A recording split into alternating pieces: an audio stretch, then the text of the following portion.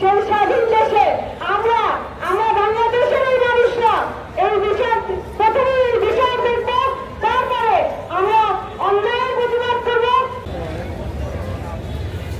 আমি শহীদদের পরিবার এবং ছাত্র জনতা যারা আজকে এখানে একত্রিত হয়েছেন এবং তাদের সাথে সংহতি জানাচ্ছি।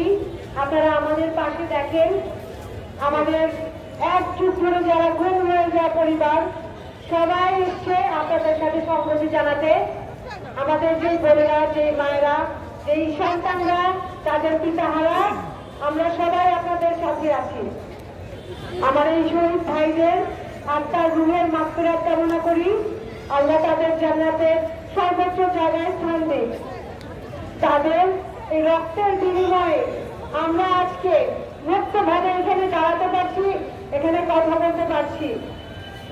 ঢাকা ইউনিভার্সিটির রাস্তায় বাতাসে এখনো তাদের নাম, তাদের গন্ধ, তাদের নাম ধ্বনিত হচ্ছে আমাদের কাছে।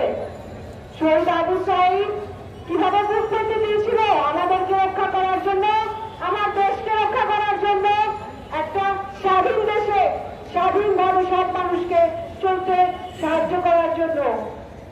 মুগ্ধ চোখে গুলি খাওয়ার পরেও কিভাবে আরেকজন মানুষদের জন্য পানি নিয়ে দৌড়েছে, আমরা এখনো তাদেরকে প্রতিপদে মনে করি। সাংবাদিক প্রিয় ভাইয়ের 4 বছরের সন্তান কিভাবে আছে তার বাবাকে ছাড়া। আমাদের এই শহীদের পরিবাররা প্রতিটা হত্যার যেন বিচার পায়।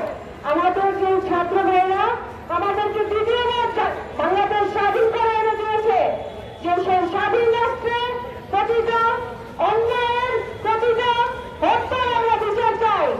একজন স্বাধীন রাষ্ট্রে কেউ যারা খুন করেছে, যে পুলিশ অফিসাররা ছিল, যে সন্ত্রাসীরা ছিল, তাদের একজনকে যেন ছাড় দেওয়া না হয়।